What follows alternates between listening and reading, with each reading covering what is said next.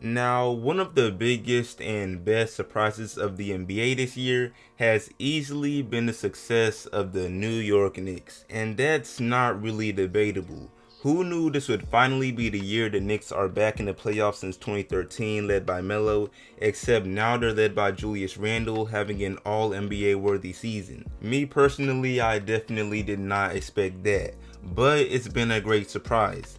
And I won't even bring up the projections or some graphs about how good the experts thought the Knicks would be, because it's no different from their past few seasons. They were seen as yet another lottery team that would be hopeful and praying for that number one or just a top 3 pick, but clearly this has not been the case.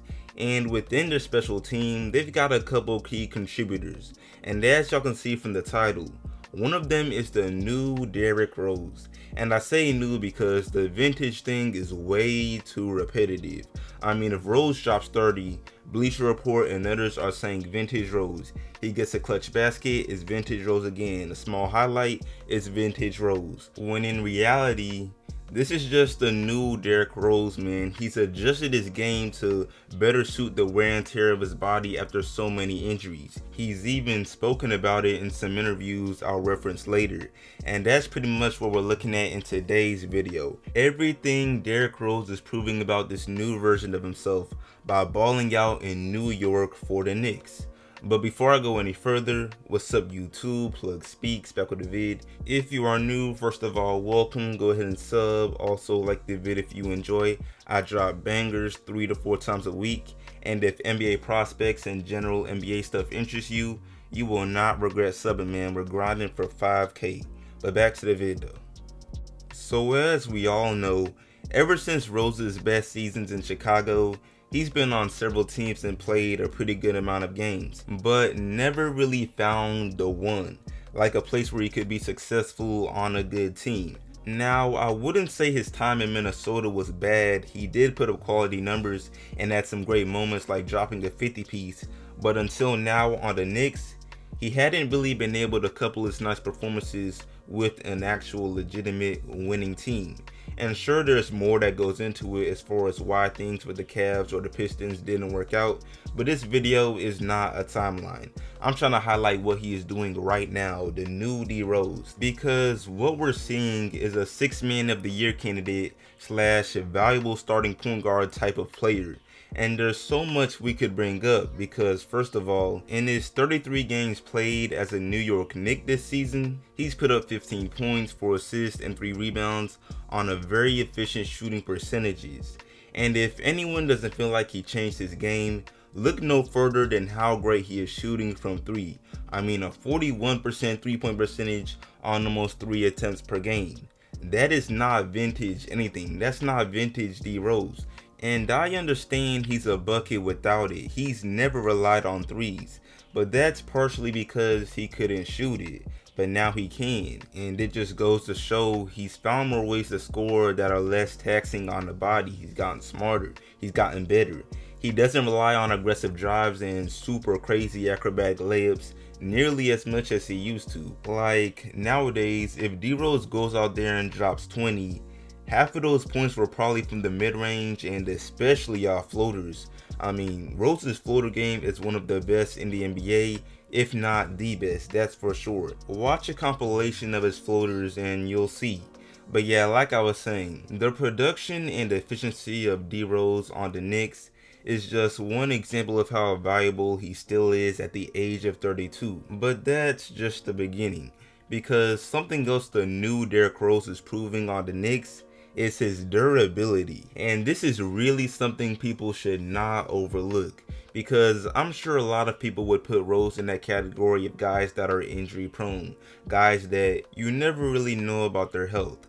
And I won't sit here and pretend it doesn't make sense. I mean, he's obviously dealt with so many injuries throughout his career. However, people will definitely underrate how durable Derrick Rose is at the moment. He spoke about it in a recent post-game interview and basically said that the claims or reports out there saying he's constantly playing with the minutes restriction and that he can't play 30 minutes or else he'll get injured are far from the truth. He called it crazy, and his reasoning behind this makes a lot of sense, because he was basically saying How can people assume he'll get injured if he plays 30 minutes each game when his workouts and NBA practices are an hour long or more? And sure, you could say the situation of an actual game and a practice are two different things.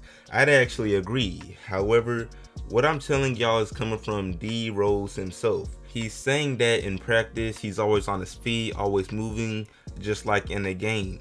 So a minutes restriction concern doesn't make much sense.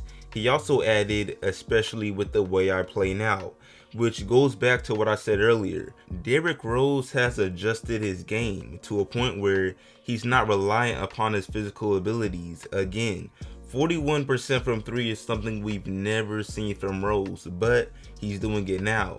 I mean, Derrick Rose has been healthy for a majority of the season, and he's been logging in some deep minutes. He played for 39 minutes versus the Lakers, 35 versus the Pelicans, 33 versus the Suns and Bulls, and we could go on. And I fully expect that to continue in the playoffs. D Rose just makes them better.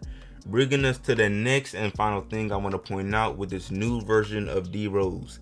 It's simply his impact. The Knicks are 11 games above 500 at 22-11 with D Rose.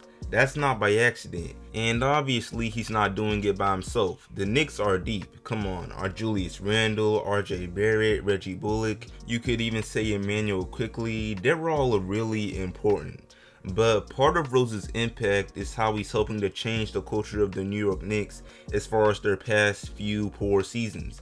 And again, Julius Randle deserves credit for that too. He's even said that he stole the many workout habits he saw while playing with Kobe on the Lakers and transferred them to the Knicks. That's a W. But again, Rose's mentorship shouldn't be overlooked. He said it several times. At this point in his career, he's not just trying to help the teams he plays on the court, but also off of it with things like mentorship and all of that. It's something he takes pride in. Let's not forget, Rose has spent 12 years in the NBA. He was drafted in 2008. And if that makes you feel old, that's tough, but it's the truth. Rose is a long-time veteran. So yeah, as the playoffs approach us, I'm just ready to see how the Knicks end up playing, because sure, the season's already a success, but it would be the icing on the cake if they also won a playoff series. Not to mention, if you look at the Knicks roster, they've got a range of ages, old and young. But D Rose is one of the only guys with real playoff experience, so he's kind of a huge piece.